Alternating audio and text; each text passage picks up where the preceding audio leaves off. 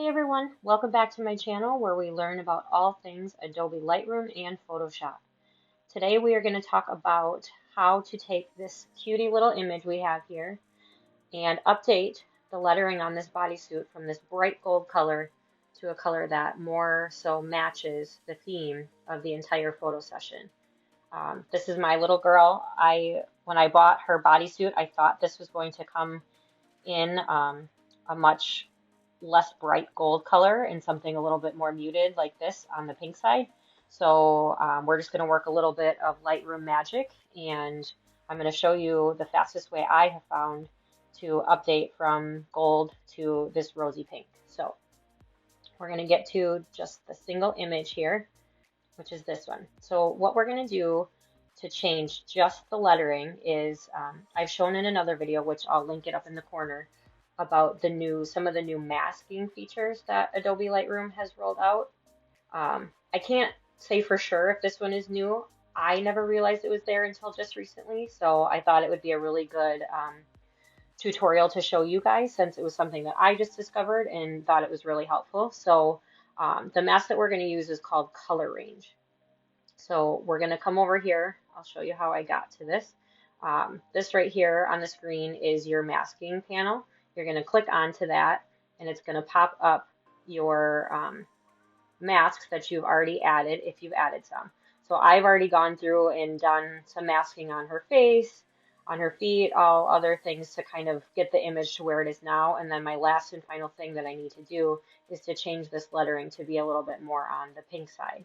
So what I'm going to do is I'm going to choose Create New Mask, and I'm going to choose the Color Range option. And then it's going to give me a little eyedropper, and I'm going to zoom in so that I can more closely see where the letters are. And I'm just going to click that eyedropper on the color that I want to be affected by the changes that I'm going to make. And you'll see that when I select that, it turns red. So that's going to show you which colors or which part of the image is going to be affected by that. You can see that not all of it has been affected, which is perfectly fine. We're going to be able to add in additional color ranges into this mask as we go along. So I'm going to start out by just adjusting this portion of it, and then I'm going to go through and I'm going to add the remaining colors to the image. So what I'm going to do is come over here and I'm going to adjust the saturation to start to take some of the brightness away from that gold that is there. And we can kind of go a little bit extreme at first if we want. You could make it all the way silver if you wanted to, but we're going to try to get a little bit more of just like a rose, more pink gold for us. So let's start right about there. Should be good.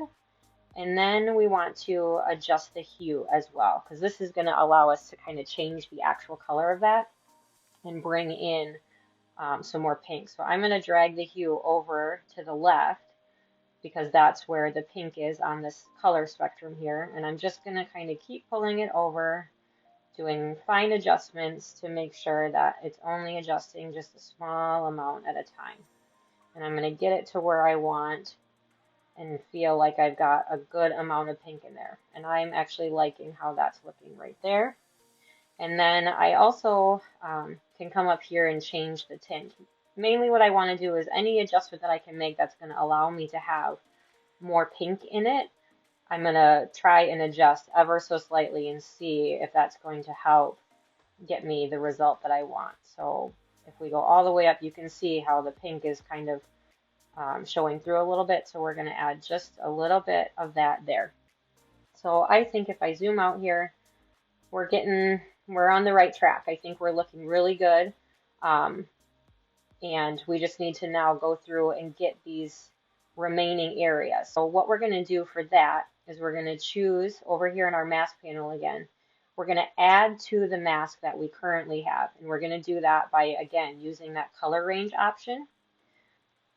And we're going to come and choose more colors to add to our mask. And you'll see as I select it, it keeps adding to that. So because we have a couple different spots at a time that we need to affect, we're going to need to do that add more than one time. Otherwise, as you saw, if I keep clicking around, it's just changing the color that's being affected over here in the color range. So I'm going to keep this one. I'm going to come over and I'm going to add another addition to that in the color range, and I'm going to select the next portion that I want affected. And you'll see each time I click, it adds more and more to that mask. So if I come along and I don't like how something's looking, I can take it away. I can come over here, select the last color that I did, and I can just hit delete on my keyboard and it will take it away. Show you there. So I'm just going to go along and I'm going to do some more adding. Again, I'm going to add those back.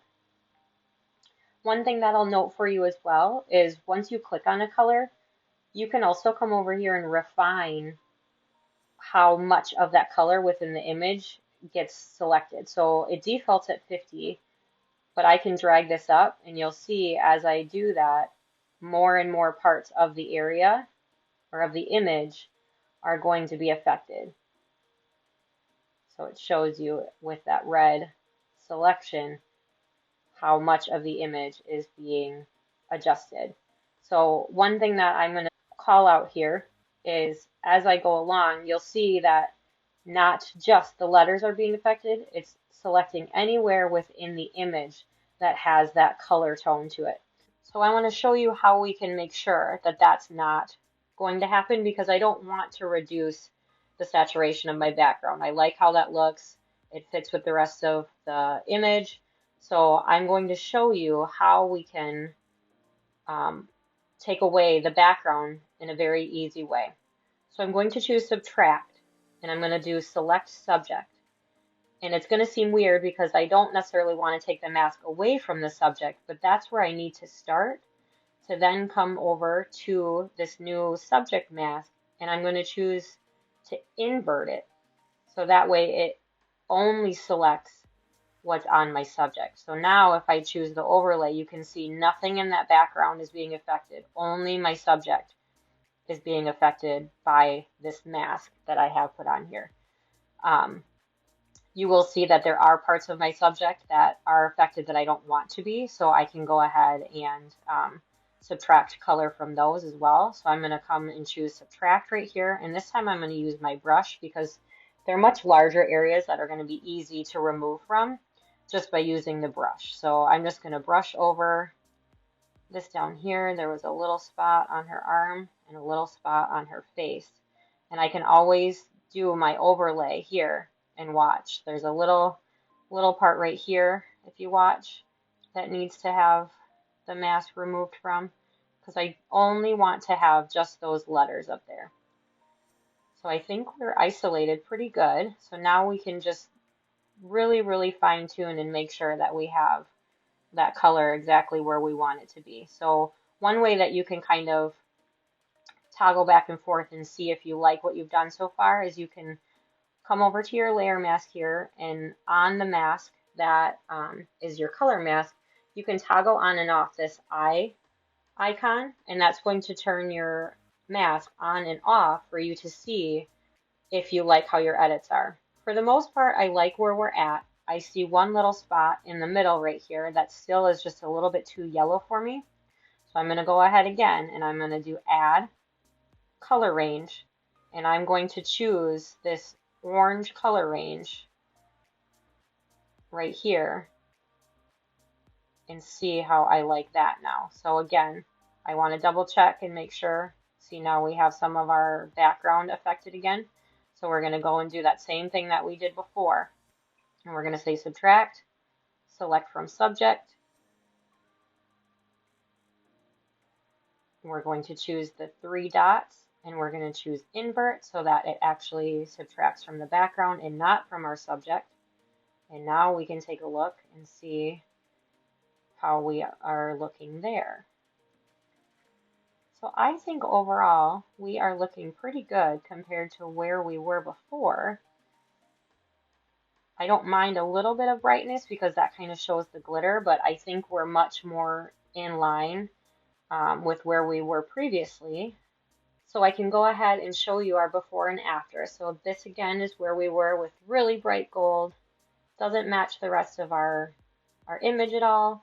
And then if we go to the one that we just edited, we can look right there. And I think that looks so much nicer in comparison to the rest of the image. So let's do a little side-by-side comparison for you. That's going to help us really see where we started and where we were. So we're going to put our original one in the reference side, and then you can see this is where we were before and this is where we are after. And all we did was just use that color change masking feature, and I think our image looks so much nicer and more cohesive from where we were before. I hope this tip was helpful. There are so many different ways that you can utilize that tool, and it's all just a matter of adding and subtracting and making sure you're only affecting the colors that you want to. And I think this is a much faster way to be able to do that than either going through and just brushing on the letters. This way we got nice crisp edges and only affected those letters and nowhere else in the image. Thank you for tuning in today. I hope this was helpful. If you think this is a tool that you'll be able to use in your editing, please hit that like button below and make sure you subscribe so you can follow along. See you next time.